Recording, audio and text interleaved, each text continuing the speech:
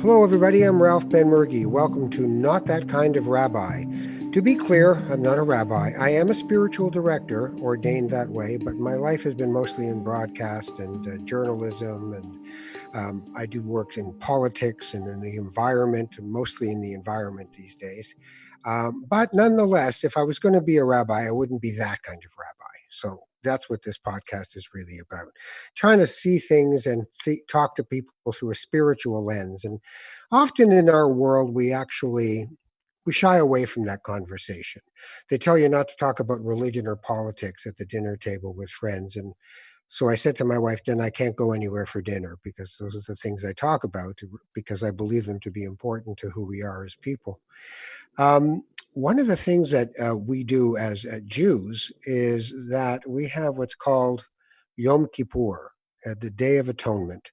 And it's a 25-hour period of time when the sun goes down, and then an hour after the sun goes down the next day, you don't eat and you don't drink. Now, when I was a child, this to me was all I could do was stare at the clock. When is this over? When can I eat? When can I have one of my mother's vishuelas? When can I just eat like a person? These days, when I do it at my advanced age, it's nothing. It just doesn't bother me in the least. But people keep asking me, why do I do it? Come on, what's the point? And just like being kosher, it's a restraint. It's something you can't have, something you can't do. And in that restraint, there's an awakening because you're out of your habitual life where every day you take for granted what you can do. I can eat anything I want. I can do anything I want. All of a sudden, you can't.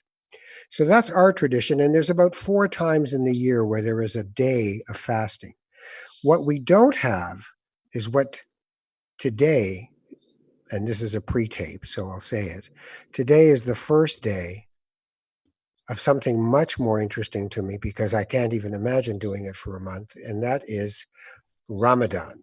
So I figured it'd be a really good idea to talk to somebody who celebrates Ramadan and also has so many other different and interesting facets to their life. His name is Mohamad Fakih, and he is the owner of Paramount Fine Foods, which has grown to an exponential amount of outlets and different ways of manifesting itself, not just restaurant, fine restaurant, it's halal butcher shops. It's constantly expanding and growing. And there's a lot, even in the way Mr. Fakih does his business, that I want to explore spiritually as well. But I'll just stop yakking about it and introduce him. So please, today, I guess the best thing to say is Ramadan Mubarak. You said it right. Thank you. Thank you so much. Or Ramadan Kareem, I could say as well. Yes, you can say that too. So welcome to the program. It's very nice to have you here. Thank you very much for having me. So last night, Ramadan began. Yes. Tell me about what it is about Ramadan that makes you look forward to it. Well, I mean, definitely, I do hear exactly what you said. A lot of people say, but come on, Mohammed, you do a lot of good things and good deed, and why do you need to struggle not eating and not drinking all day long? Like, you're in Canada now. These are difficult days. Maybe you could skip it and God will understand you. Well, that's great. But you look forward to a lot of things. What it stands for me, it is a great discipline. And I salute you for actually presenting it the right way. And one more time, what you said about the Jewish religion and what Ramadan stands for, it shows one more time that we're much more alike than what we are different. And unfortunately, we tend to, or maybe not us, historically, people tend to focus on our differences more than how alike we are. And all of us, we are that way. And it has a lot of importance, Ramadan, to every single person. And regardless how religious you are, less religious or not at all, but it brings back a lot of memories. It brings back a lot of moments. It brings back a lot of important things that happen in your life that reminds you during Ramadan, things that happen and taught you lessons. We are what we are today, all of us. I am who I am. I'm the same boy that heard and learned from my mom and my dad in Lebanon, the old people of Beirut and their what they taught me and their wisdom, and the people in Italy where I went to study and what they taught me and what I learned living there, and the great people of Canada, how they helped me and taught me. So it's very important not to try to think that you become more Canadian by not fasting, regardless if you're a Jewish, Muslim, or Christian. And you become more Canadian if you do not follow, or you become less proud of things that means and always meant to you and to your life and had made a lot of changes. So Ramadan does teach people and how to self-control themselves, and how it's important to all of us and our life, basically, and shield our soul from greed and immoralities, and how you can improve your connections, maybe to you with Almighty, but most importantly with other people as well, and feel their pain, feel their suffering, the people that they're in need, the people the most vulnerable.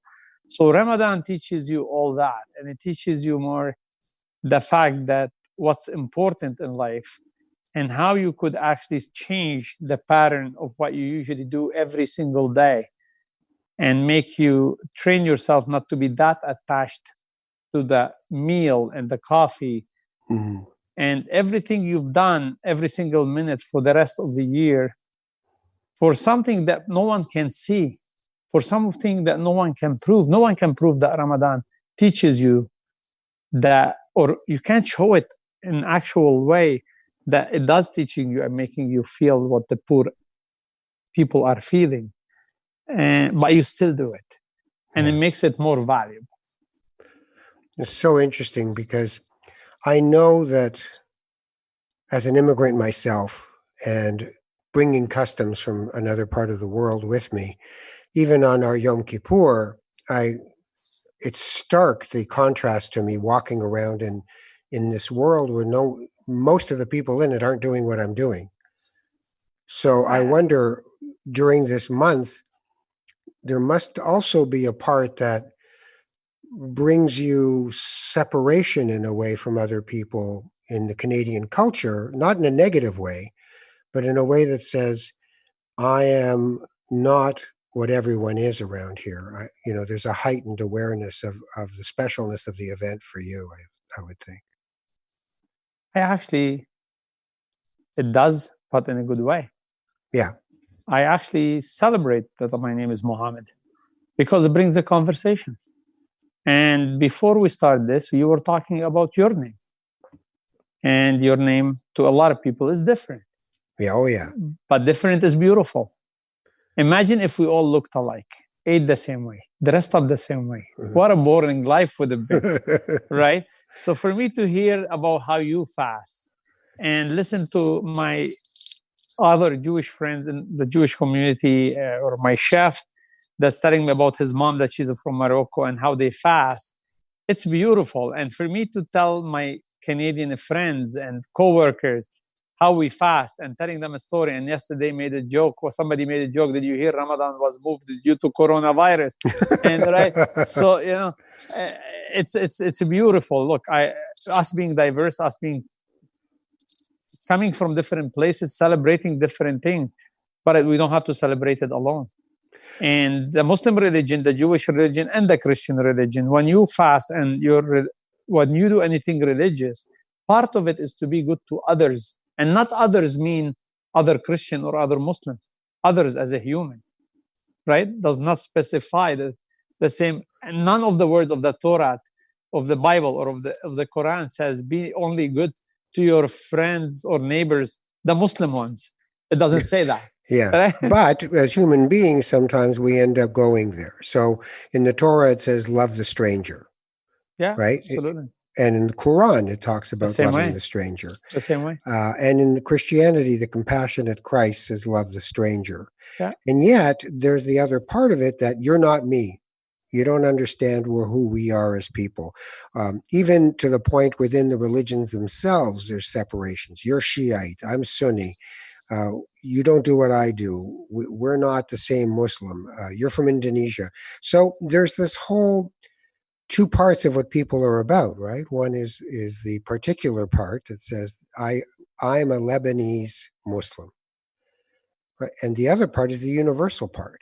I am part of everything in this world and everyone in this world. So how do you balance those two things for yourself? Yeah, I don't think it's a struggle. I actually think it's easy to balance because I always say my name is Mohammed and I'm very proud to be a Muslim Canadian. So it's very simple. So my name is Mohammed, is not Mo, because I see a lot of people to fit in, they want to change their name and it'll become funny, won't become more Canadian, will be no name, right? So please don't change your name and be proud of who you are, where you came from, how you were born, your parents, what they taught you, and your religious background. Because that's what in Canada, what we do. We celebrate people.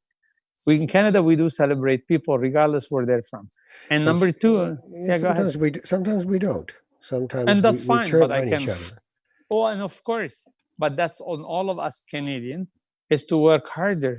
That look, the people that actually celebrate our diversity are much bigger in number. The difference that we're just simply silent, and we think the one that they don't are a lone wolf, and it's not something that it's growing. Right. I think our silence is a wink. I think we should not be silent.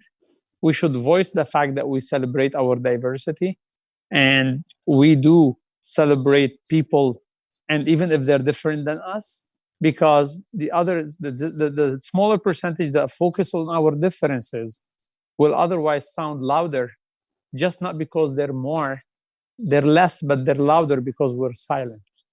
So we should more celebrate each other. And I would love to, if it wasn't for Corona, invite you to break bread with me and try an iftar in Ramadan.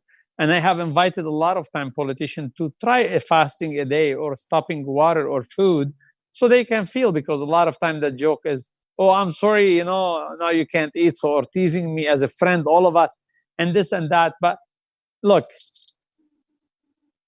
it's beautiful to be in a country where a lot of people has so many different time to celebrate, and we all borrow each other's celebration, and we all celebrate more often during the year. So it's a lot of more reason to celebrate. And yes, there is a small percentage of people that will make you feel that you're not as welcome. But we all pick this country because it's known to be a welcoming country. And we just want to keep it that way. So what are the challenges in a first generation in a new country is watching your children grow up and thinking, are they attached to what I've become, what I am, and what we believe in? Or are they finding that they want to fit in? They want to be like the people that are the dominant culture. Dad, I get the whole thing of fasting and, like, it's good that you do it. It's great, but I'm really not in the mood. What do you do with the tensions of what you want to bring from where you're from for, so long, for centuries? And then all of a sudden you're in this place where it's like my father watching hockey as a Moroccan. And I'm thinking, why are you watching hockey? Because it's the closest thing to football, to soccer that I have. It's kind of the same. They have a net and they have defenders and they have strikers. So all the Moroccans watched hockey, and yet I played hockey, and my father never came to one game because he just couldn't relate to going to a hockey arena and watching me play a game. So how do you work with what your children are, because of your work and the benefit they have from the life you've given them?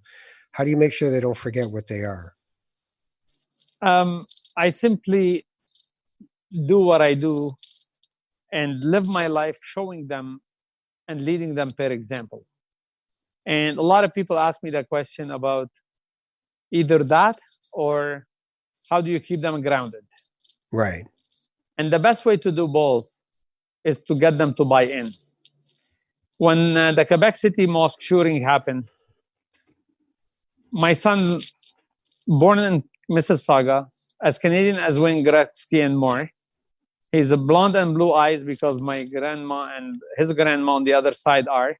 So, like, you will not see anything about him that his dad's name Mohammed from the outside looking at him.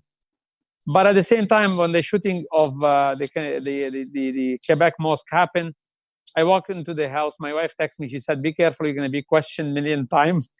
Your boys are worried a little bit." Right. And I walked in, and the first thing I said to them, "Hey, by the way, I need to take a shower.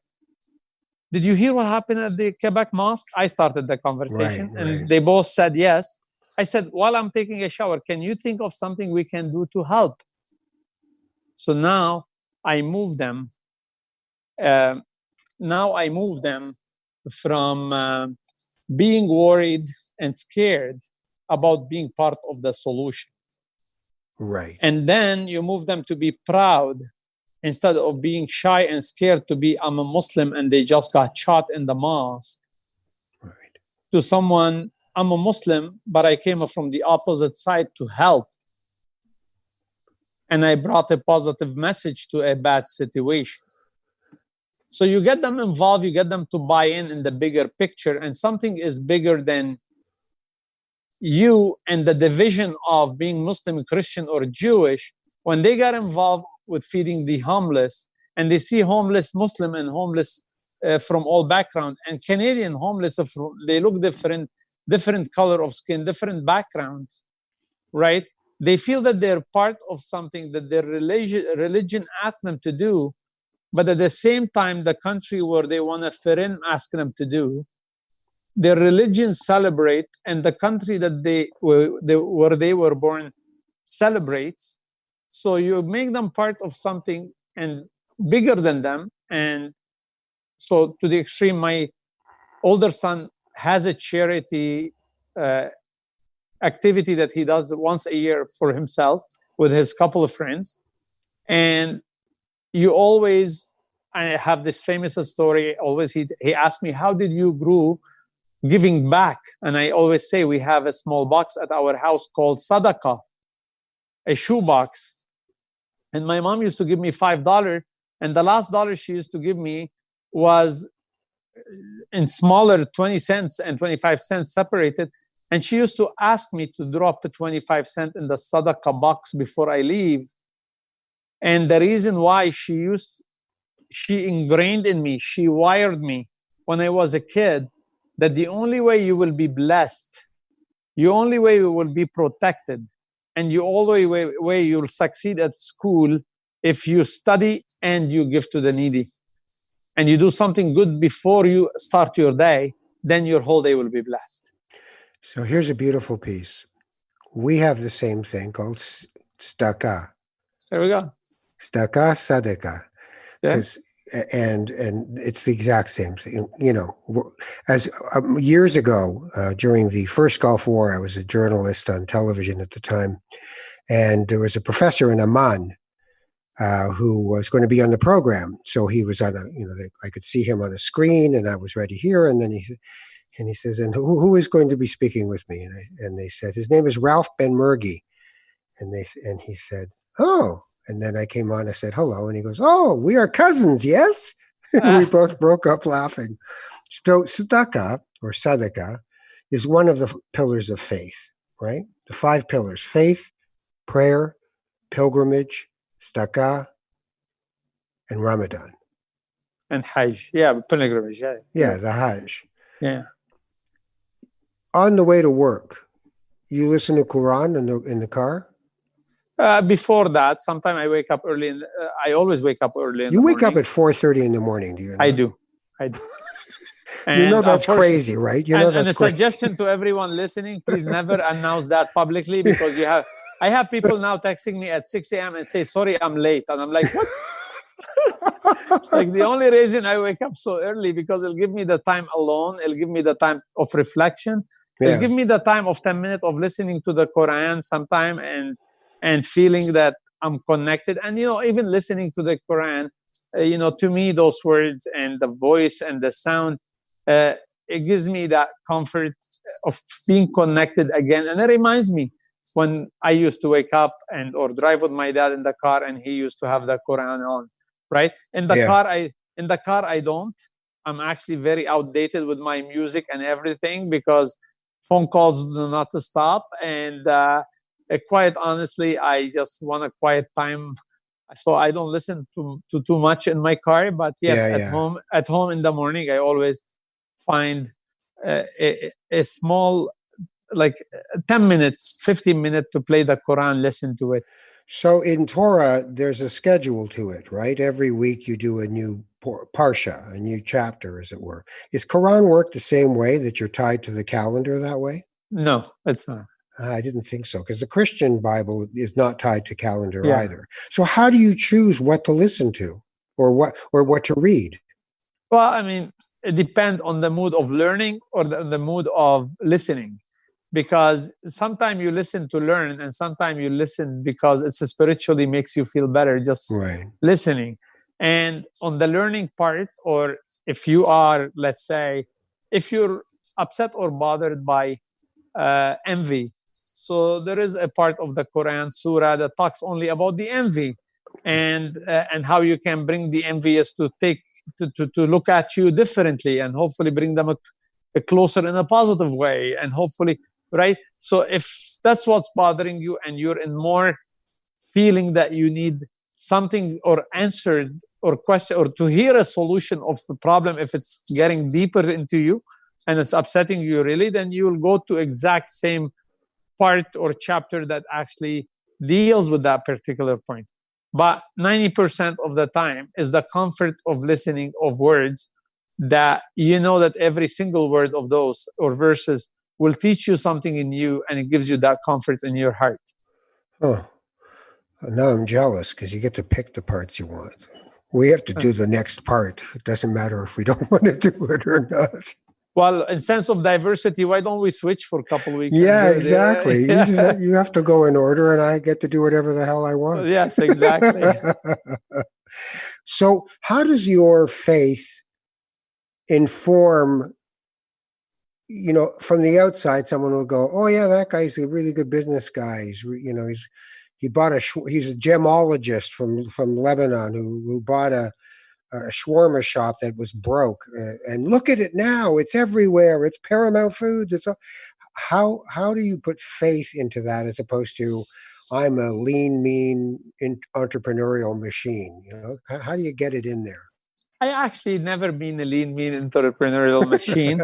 And I think it's outdated. The CEOs that they still think that being lean and mean and only entrepreneurial and it's a machine, they don't do business well anymore. And they're no longer supported by people.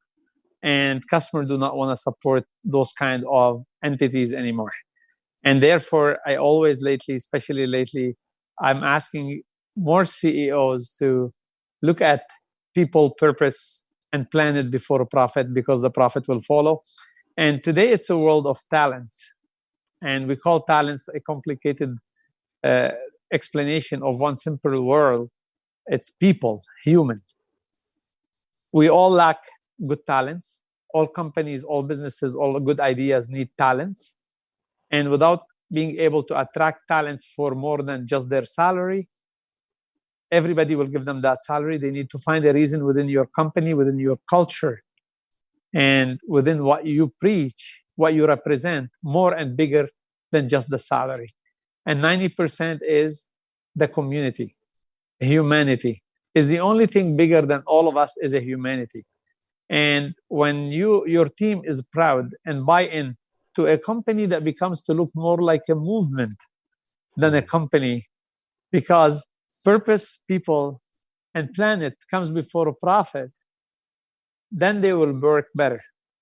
Then they will be proud to go home and tell a story to their children. Then that story will resonate to their children and will give them what you asked me about first. We have a lot of our executives, their children are involved in a lot of charity we do. And why would they ever leave the company if it's giving them the money, giving them the respect, and it gives them the culture, and it's getting them, they can take it with them home, because it's as well a movement that teaches their children and set them with a great example. So I think, and I actually don't think, I am sure, the only way I enjoy doing a business, if it has a benefit to everyone else, not only for me. Like if you tell me today that there is a 500 TVs for sale for $10 and you're going to sell them for $500 because someone bankrupted, I'll worry about the guy bankrupted. And I'll say, you know what? I don't want to walk all over him.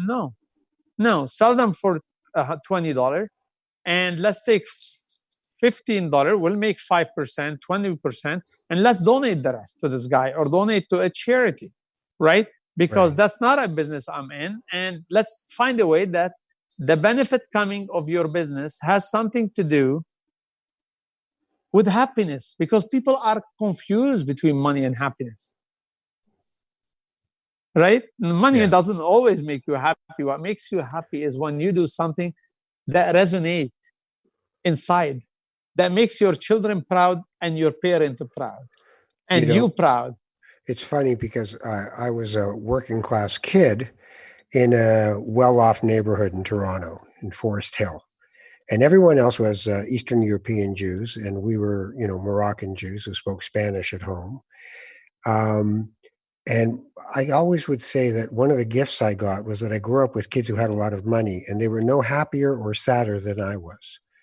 And I thought, okay, well, then this is not what's going to be. Look, no one wants to be poor. It's very tiring and exhausting, and it's physically very difficult and mentally very difficult. I'm not trying to romanticize trying to live on $30,000 a year. But after a certain amount of money, it's not going to be anything except the creature comforts, the material comforts that you get out of that. The rest is and I think that you're in the business of this, is the refinement of your soul. That you're here to refine those aspects of yourself. And through the disciplines that you use, you are trying to find the tools to be able to leave this place better than when you came to this place, right? You said it perfectly. And most importantly, you can make money from a business you don't love doing, right? But then you go look at something else separate that you love doing to be happy. I rather pick something that I do every day that doesn't sound like a job, look like a job, makes me happy. It may be harder to find, but so what? I don't want it easier to find. So the bottom line for me is no, and it is outdated to be that mean entrepreneur. And, with that wink, the bottom line is numbers, how much money we made. The bottom line is numbers. Well, the only way you make money these days, it's proven already. There is a scientific formula today called the quadruple bottom line. And the quadruple bottom line is people. You need to have a company that's good to people, your people and all other people. And otherwise your talent will leave and you will not have talents, and therefore you can't grow your company. 2, purpose. Consumers do not want to support a company today that doesn't do good in the community. We complain too much about the millennial, but millennials are very picky on planet and purpose now. Yeah. And if we want to attract them, guess what? Do the right thing that we've done 200 years ago.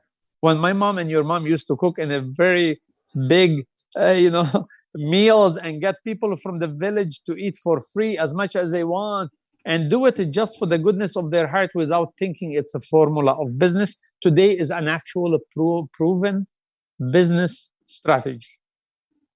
Right. And even if you do it for the wrong reason, you're still benefiting others. And even if you're doing it because you've heard it's the right thing to do. As opposed to wanting to do it. I mean, you must freak people out because you walk around and say hi to everybody. Like I do. I know. That's How did you know that? I actually talked to the strangers.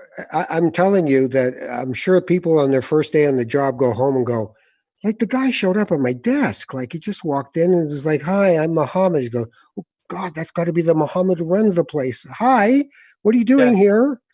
Yes. And I introduce myself to everyone. Even when I'm invited for a speaking engagement, I actually rotate the table and introduce myself table by table to say hi to people.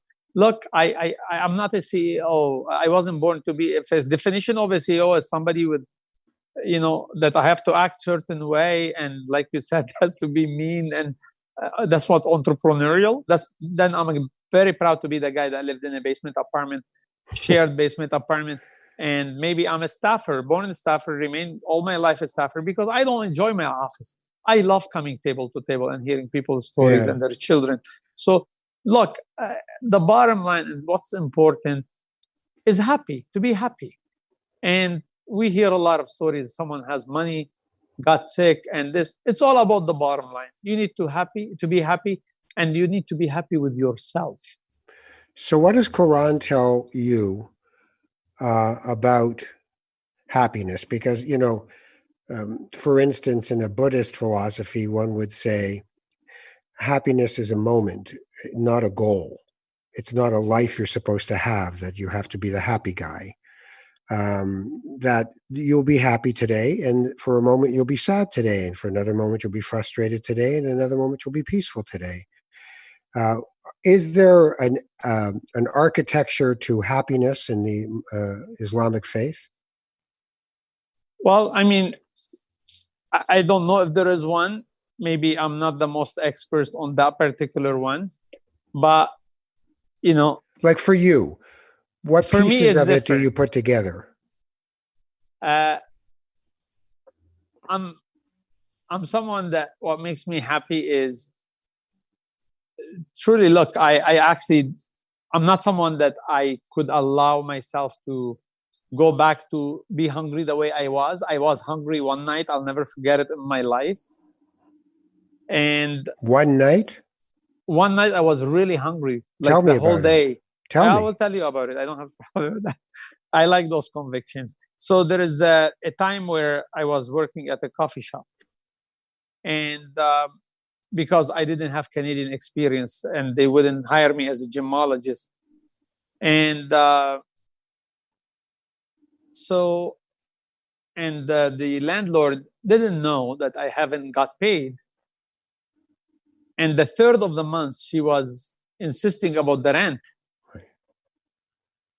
And I was dragging and hiding for her to see me. And I kept telling her, I'm sorry, I don't have the money, but I'll get it tomorrow and this and that. And so she kept insisting. And I'm like, so I gave her the money. So I gave her the money, and I'll never forget. I gave her the money in the morning of one day. And the money did not, sorry, I gave her the money the morning of one day, and the money did not got to my account until 11 p.m. the same day. Or close to 12 p.m. I'm not sure that pizza place was 11 or 12 closing, because I remember the timing because of that pizza place. So he said he was a closing, and I asked him to keep 2 slices for me, and I'll pay for it after I pull the money when the money hit the account. Right. So, but I stayed without the breakfast, without coffee, on water only, without lunch, without dinner, all the way till midnight, without anything. But it wasn't the hunger, because I fast. It was the broken element inside of me that I didn't have a penny on me to even put something in my mouth. Right. And it was so different. It was a big lesson that I will never witness someone hungry in my life, and I will not help. It was a promise from a hungry person to a hungry people, that as long as I'm alive and I'm able, I'll never hear of someone's hungry and I'll go help. I will not go help. So could I tie that to the discipline of Ramadan? Yes. In that you start the day strong, like a newborn, right? You have a good meal, you get out there and you do your day. And by the end of the day, you're weak and tired because you haven't had the food or the sustenance or the water. So it's sort of the rehearsal of death. The coming to the end of that day is the coming to the end of your powers. But within that hunger that you feel during the day, I have a Muslim friend who said, you don't want me near a microphone in Ramadan. You're going to hear too much growling in my stomach. so I said, well, I think I get that. But what I think you're saying is that hunger reenacted every day for a month increases your ability to be charitable, increases your ability to be kind to other people, because you have a small suffering every day, not a martyrdom, but a small suffering every day of the body. Is that accurate? And it gives you a discipline. It is accurate, and it gives you another push, because during the day, so everybody will talk about Ramadan and say, Yeah, it's one day from this to that, and the sentence, and no, it's you live it minute by minute, hour per hour, like the whole, like you live it. And we have old says, a lot of jokes that you can talk to someone that's a criminal, but don't talk to someone fasting after 4 p.m. because like there is old say that we've heard, all of us, and I have nothing to do against anyone, but or against any say, but yes. And every time you feel the hunger, and it's funny, it's never the hunger, it's usually the people who smoke. I don't smoke, never did. Right. I don't drink, never did. But the people who smoke, or the people who has a lot of coffee, I drink coffee a lot. It's the coffee that gives you the headache. It's the thing that and which is great to let it go, so you're never dependent on anything. Yeah, right? you So break, it's a you discipline. snap out of it. It's Yes, yes. wake up. Yeah, but Stop the being only a slave to your habit. yes, Right? and the second part of it is I always say we do have this great blessing as a human, that we adapt fast. Yeah. In coronavirus, we adapted fast. And like we change habits fast. We try to change habits fast, but when we're forced to. And we just did. All of us line up. A lot of us, I wear a mask all the time now because the government said that. We're good Canadian. We're good residents. We're citizens. We want to listen. So the bottom line and the most important part of all this is, when it gets the time to feel hungry or craving something, somebody, or you say to someone, or someone will tell you, see, that's exactly why you're fasting. You're going to eat in 6 hours. What about those kids in Africa that they cannot eat for days? What about the kids in Somalia that have to walk 20 kilometers for them and their mothers, and carrying their children just to get water? Yeah. And then all of a sudden you snap and you say, what's wrong with me? Why am I feeling weak about it? No, I'm not going to let this drag me down. I'm going to fast. I'm going to finish the day, and I'm going to think of those people in need. Right? And another thing very important about Ramadan and about Easter, about Christmas, and about a lot of the Jewish, celebration is how we all come together, how we visit each other, how we see each other at the synagogue when we go for a celebration, and at the mosque and at the church. And sometimes you see people in Ramadan at the mosque, you don't see them all year, but you're going to see them in Ramadan anyway. Yeah. Not this Ramadan. We call them high holiday Jews. Yeah, yeah. And same but thing you know what? Muslim. They paid a membership, and that helps. Yes, yeah. We need people to cut those checks too. Yeah, right. Exactly.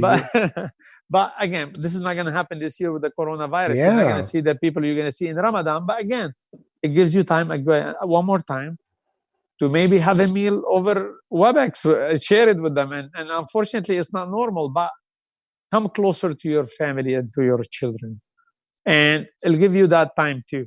But most importantly, what's important about all this fasting thing, it does help you, where your children feel the challenge of wanting to be part of something that is happening at home.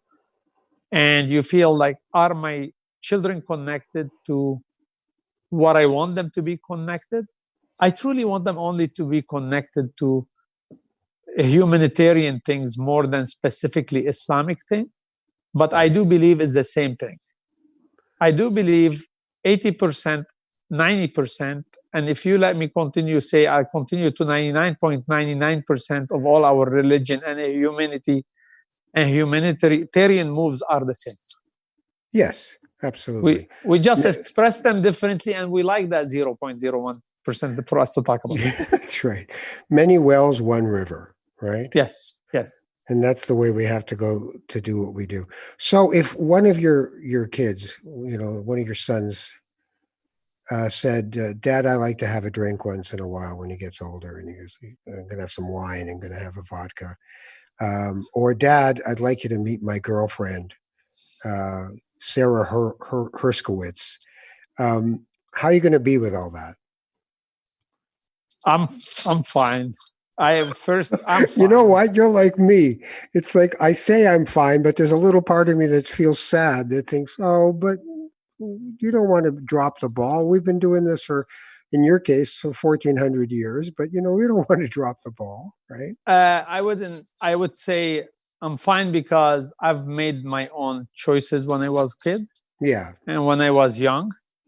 But when it comes to our children, we want them close to perfection, and I think it's mistake on our expectation. We need to manage our expectation better as parents. Yeah. So me and my wife always have that conversation, right? Yeah. And I do manage my expectation well, and I can't ask my son not to do things that I was maybe tempted to do at a certain time. All what I can do is explain to him the good, the bad, and the ugly about everything that he's doing, if there is any part good, bad, or ugly about it. And beyond that, and I really want them to make their own mistakes, and I want them to learn from their own mistakes, basing everything on the base support structure that we created in the beginning of their life at home. And that's very important. And you can give them what you can give them. You can't expect that they're you did your journey. They're going to do their journey. And if there are, and for a lot of young people, they even need to leave the journey for a while. But then they have children, and often that brings another part of a journey that they weren't expecting. And then one day when they're old enough, they sit down in a chair with a little grunt and go, "Oh my God, I've become my father." no, and sometimes it's a good journey. Yeah, Sometimes kids they absolutely. bring. And look, I have a great friend. His name is Yehuda Levinson. He's the first person who helped me in Canada when I came here. He's a great immigration lawyer, and he is someone that is orthodox, very religious, and he has 4 boys. He's been my best friend for 24 years in Canada, and there was an article about me being a Muslim picking someone on my family corporation to sign if I die, that his name Yehuda Levinson. Like, this is how much my heart doesn't make a difference between a religion and my family trust. And his 4 boys are completely different. One of them is very religious, and knowing Yehuda sits in the dark in his office, like he follows oil, right? And we make jokes about vice versa, the Muslim and Jewish differences and this and that. Most amazing man. He's been one of my mentors and support structure I've had, and I'm very proud to have him around me. And his kids are different. And the least religious one is one of the most charitable and successful one. Right. So, again, I just think parents need to stop thinking. I think every religion does not judge you a lot for what your children do. It judges you for what you taught them. So you can teach them the right thing. You can surround them with the right thing, but you can't control the end. Their choice has to be respected. And, you can teach all you want. It's who are you? What are you doing? Because your children watch you and they go, well, wait a minute. You're telling me to be like this and you're like that. That's different. You should be kind to people. And then you came home and couldn't stop speaking badly. Like in Judaism, it's Lashon Hara, the evil tongue, right? No. The evil eye, the Hamsa, right? So we have to be careful about, to me, I have four boys, and to me, it's really, I can tell them anything I want, but how am I actually being? What are they seeing as a father? And that's what I was saying about before, seeing you doing the charity and leading them per example by doing it, not by saying it. But it's still, if he decides after everything he wants to say, look, I'm going to have a drink, it's better than him having it and not telling me. Yeah. And and if he's going to want to introduce me to his girlfriend, I would love to meet his girlfriend. I don't have to, I can only tell him the good, the right, left. I'll just be his mentor, but I can't be there controlling his life. I have to have respect to their choices. And the country you come from, the differences have been horrible in many cases. The Christian phalange and the Sunni and the Shiite and the Druze and it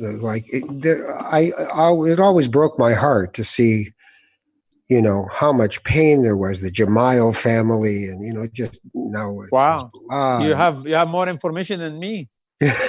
But it broke my heart because I just thought, everyone's decided that you're not me and I'm not you. And I think, well, did you not read the Quran? Did you not read the Torah? So I'm always amazed at the disconnect that some people can have between their faith and their practice of their faith, and especially when it comes to capitalism. When I think of how much I call it extractive capitalism, where you take from things, you take the resources, you take the labor from someone, and you squeeze as much as you can out of all those things, and then maximize your profits, which has been the way of the world for quite a while now, and we're in deep trouble because of it. So for you, is capitalism redeemable? Can it find its soul and spirit and be a kind piece? Or is it not quite the right idea and will always lead us towards greed and power? No, and I would say it could be divided in a way and parallel. Like you could be someone with good money, with a lot of money, with success, and at the same time with a lot of compassion. And we have an old say. It says you don't gather a lot of money, and we're talking a lot of money, like a lot of money, unless you're cheap or unethical. Right.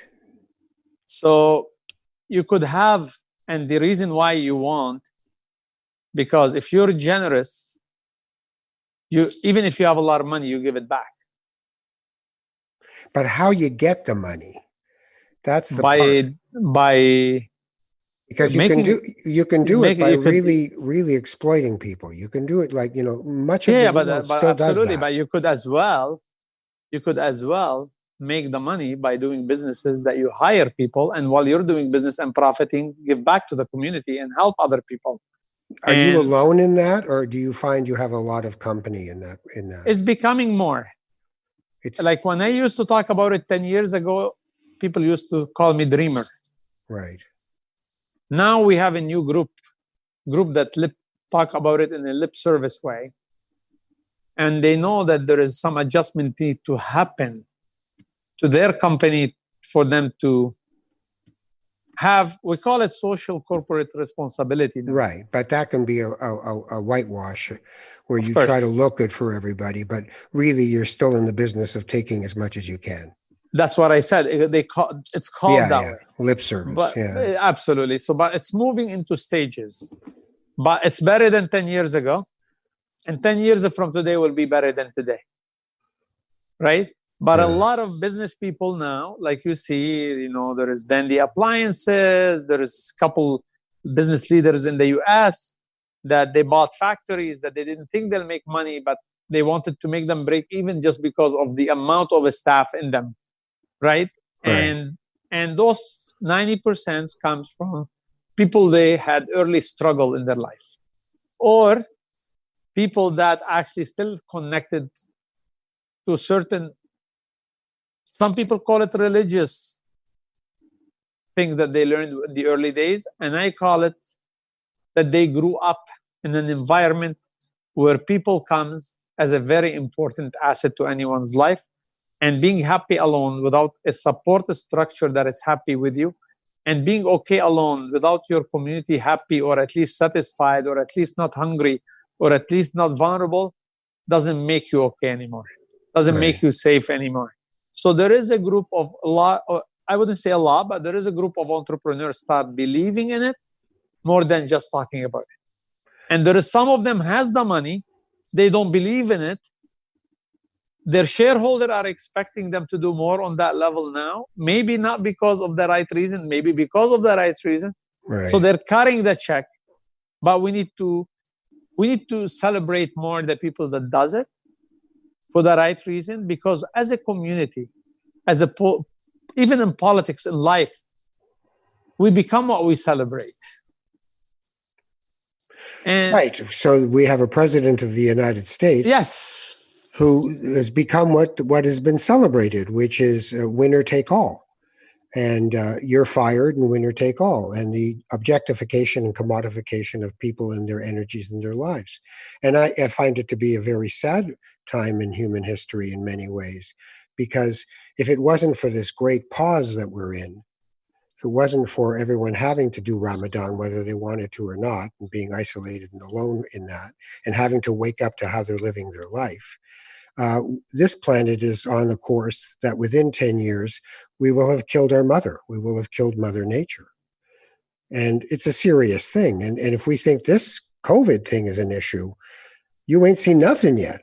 And yet there's still a capitalism out there that rolls over these bodies and just keeps going. You know, when they talk about the stock market as if it's the real economy, these are really serious issues. And I'm not saying, what people say is, oh, well, you're a communist. And I said, don't be ridiculous. I'm talking not about communism or capitalism as a choice. I'm saying, where's the ethical source of what we do? The seventh generation thinking of Native people in Canada.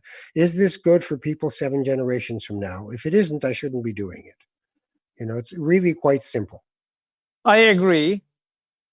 And it's not the most popular conversation. No, But you sit with these people all the time. It must drive you crazy sometimes. It does drive them crazy, because they actually feel that the community is celebrating someone like me. Right. When I speak a language that does not fit with maybe KPMG or Ernst and Young, who's this guy saying more you pay, more you make, more you give, more you make? How does that make sense? More you give, less you have. I say no, more you give, more you make. So no, I understand what you're saying. I'm someone that I look always forward, and I always have a strong hope backed up by facts, not just hope. And the fact says 10 years ago, when I used to tell my franchisee, instead of putting an ad on CP24 for a shawarma sandwich, I actually want to donate to charity surrounding our location, and the community eventually will find out, and they'll come back to support us. And I think that's more meaningful and lasting impact into the community and into the life of our brand. They disagreed. And I'm happy to tell you, over the last 9 months, they start doing it themselves at the level of every single unit of franchisee at Paramount, because they have been convinced. And that gives me a backed up hope by numbers. So I actually can convince the guy from KPMG or the lovely man or woman from KPMG that my numbers shows more you give, more you make, and the franchisee are doing it, and they're repeating something that I have proven that has done it. Right. And then they can take it to the Rotman School of Business and say, look, this will make you money, which kind of perverts it again. But nonetheless, you might as well do a good thing for half a good reason than no good reason at all. Absolutely. And then part of it, that to the extreme that they do not want to actually be convinced that much that it's the right thing, to the extreme that they actually made it a business formula now. So now it's a business formula. Doing good is the profitable thing. So they just don't want to leave it as doing good is the good thing. Right. And I'm okay with that, because it's better than nothing. Come on. Kind of. But it is the profitable thing, because people want to support. Like I was interviewed by someone, and she asked me, do you actually believe people will come to Paramount more often because they hear about you doing good deeds? I said, definitely they do. Right. And most importantly, will give a stability to my team, because replacing a staff and executive is very costly for companies over a year time. Sure. It gives that stability because the team members will have better reason to stay within the company. So doing good deeds for the people who worry and they do it only because of the profitable part of it, it's the profitable thing. I mean, religion, including Islam, there was a point where no one should charge interest. And we threw that out the window. Right? Yes. Just and now the window. But Muhammad, the Prophet, blessed be he, said, hey, you shouldn't be charging people money to but only other Muslims, right? And Jews did the same thing. You shouldn't charge a Jew. And I just think, no.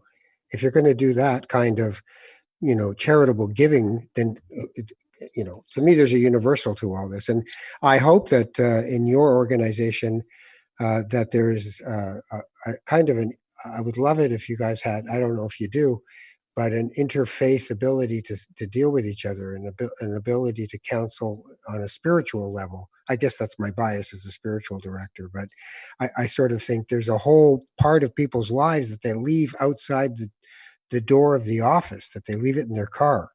They listen to a great song and they're totally into it, and then they park in the parking lot and they go, okay, you stay in here. I'm going into work, because they're not sure if that employer is going to keep them, not keep them, pay them less, whether someone's competing for their job. How much of my life do I give to these people? I never get to see my kids. Like work for a lot of people is very hard on them, very hard on their souls. So I hope you guys develop some of that. So I actually would love you to unpack what you said, but let me answer you first on my side, because I'm going to ask. I know you're supposed to ask me the questions, but I'm going to ask you a question, because I actually think there is a percentage of everyone that they don't only live in the car.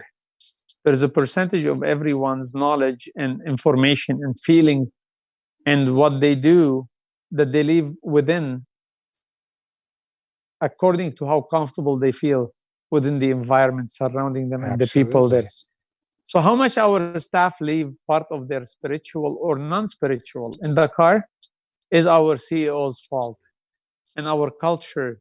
Right. There is a couple words that I always think that they have driven my life and the culture of my company, and the culture of my life, and like from A to Z: people, culture, giving, needy, right? So the culture and your frontline heroes, that word, and noble mission, those words, when companies, when businesses, when homes loses the noble mission of wanting to give your children the best knowledge and let them make their choices, right? Bring them always a clean money and set an example of what you say is what you do, what you said.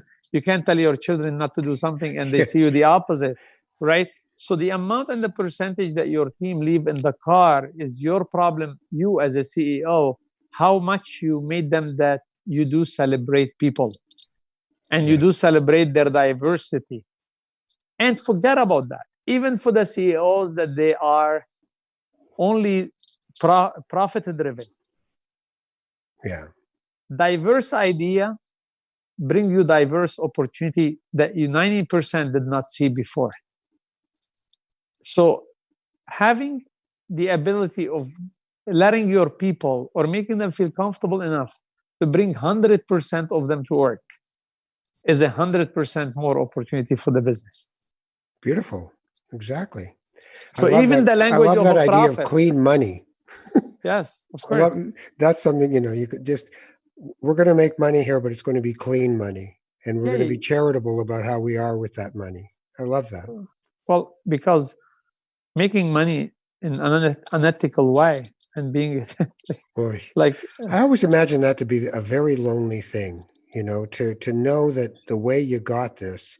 But then I think for some people, there's almost their life is not a poem about love.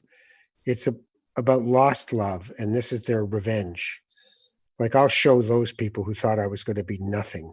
That drives a lot of CEOs. Oh, you think I'm just this guy? Wait till you see what I can do. And then they harden their hearts. They become a pharaoh, right? They become the pharaoh who says, I will not let you go. You will not be free.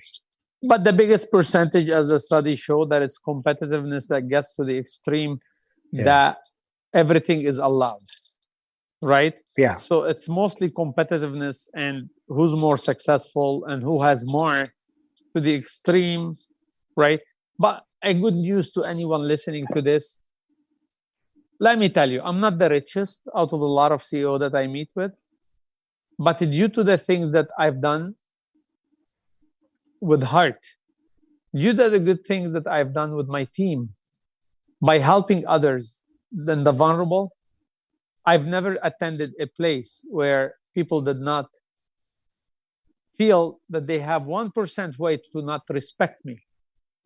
and not mention the good things I've done to other human beings.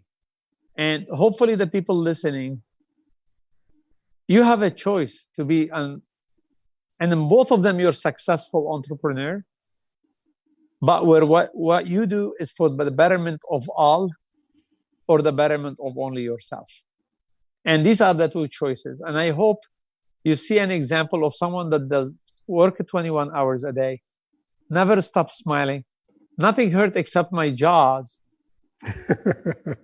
And the reason I'm happy, not because of the size of my car or my boat, is because 90% of the people that meet me and recognize my face, they say, I love your food, but what I love the most, what you do with other people. Right. So they recognize your food because of what you've done. Don't recognize you just because you're that capitalist, a lot of money person, and others. What's So your you favorite, have a choice. What's your favorite iftar snack when you get home and break your fast? My wife said, I don't know why are you in the restaurant industry. You don't know how to cook and you're boring to eat with. So I'm someone that eats so fast. Thank God my boys has grown up now and they're both taller, two of them taller than me, and the little one drives us all crazy. And she enjoys more eating with them because they take their time eating. But usually You in just wolf Ramadan, it down. You just come home I, and just no the door. yeah, and then I sit on the chair and I start moving because I'm finding a reason to get up because I can't sit I longer. know. Listen, I can see you. People don't know I can see you right now, and the fact that you've sat still for this long, I think you should be getting an award because what I've heard is about 8 minutes into a meeting, you're up and you're walking around. And people think that I wanted to end the meeting, and I always apologize and I say I just can't sit, so I go start in circle until I get them dizzy, the poor people, and they leave. You're speaking to the converted. I get up and people are like, "What? Why are you getting up?" And it's just like, why are we sitting? Is more of the question I want answered. Yes. I can't do this. Well, listen, I loved our conversation. Really appreciated it, and I give you all blessings for a beautiful Ramadan. And Thank I you. hope that it enriches you and your family in many ways. And I know that every year a ritual is repeated. There are memories, but there are also new findings and discoveries that we have in doing them. So in this COVID-19 version of Ramadan, I'm sure there will be some isolation, but some coming together. And I hope you have a really fruitful time in this month of Ramadan. So Ramadan Mubarak, and I wish you well. Thank you very much. Yes, we are distanced physically, but in spirit, we're all together. As Canadian and as a human, we will always be in spirit together. And thank you very much for the wishing of Ramadan. I wish everyone to be safe, to stay home, be healthy, and please be positive. Like I said before, I've lived in bunkers. I'll never forget the face of my dad coming out of the bunker and say, now we can build again. Now we can hire people again. And I'm telling you, it's very difficult sometimes to see the light, but the light will come. For a guy that coming from a civil war and a guy that's very proud to be Canadian, Canada has given me the biggest opportunity. This country is a place of hope. So please stay positive. And thank you very much for the great interview. Mohamad Fakih is the CEO of Paramount Foods and the Paramount Foundation. He lives in Mississauga and is a proud Canadian. You take care of yourself. Thank you. Thank you both. Thank you. Well, that's it for our show. I'm Ralph Benmergui, not that kind of rabbi, and Mike Boone helps me produce this. Yes, I said his real name. And he and I are happy to bring you the program on a regular basis. If you want to get in touch with us, ralphbenmergui@gmail.com, and we'd love to hear from you. Subscribe to the show. If you're interested in sponsoring this fine program, please let us know, and it'll help us to expand our reach and reach more people in Canada and around the world. Take care of each other. I'm going to leave you with a song this time. It's called Shalom Salam, and I'll leave that for you. And it's peace, hello, and goodbye in both Arabic and in Hebrew. Take care of each other. Bye-bye. لأن حياتنا أكبر من الدموع وأغلى. لا يوجد مستقبل لا تسامح فيه. כי החיים יותר יקרים מקור הדמעות, כי אין עתיד בלי סליחות.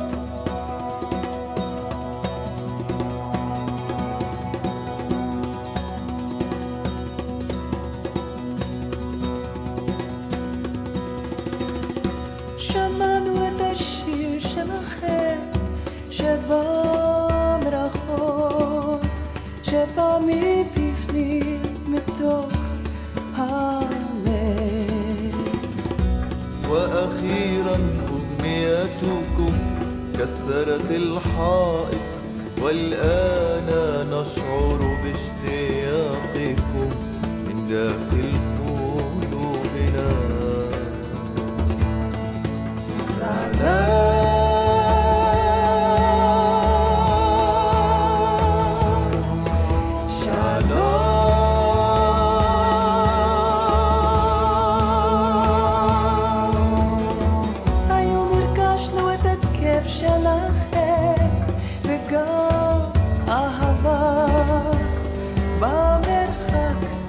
דממה נפלה. في داخل الصمت نسمع كل شيء لكننا نعلم ولا نعلم ومع ذلك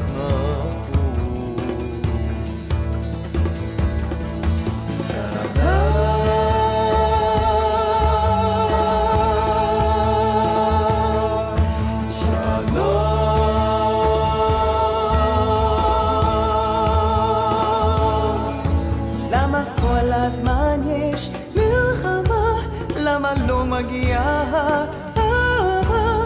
עוד יש מעיין תקווה ביני ובינך.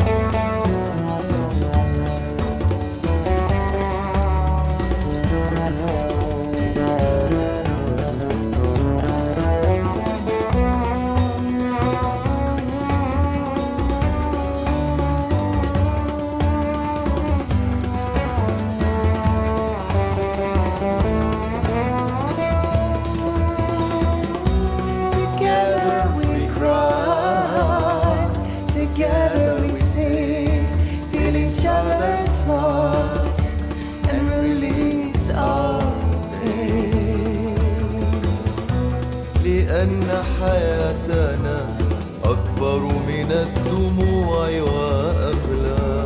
כי אין עתיד בלי סליחות.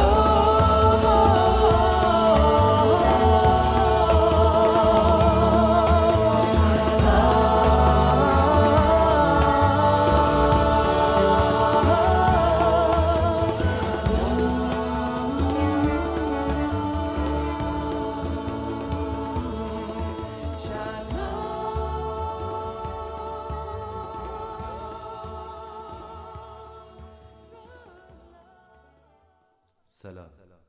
שלום.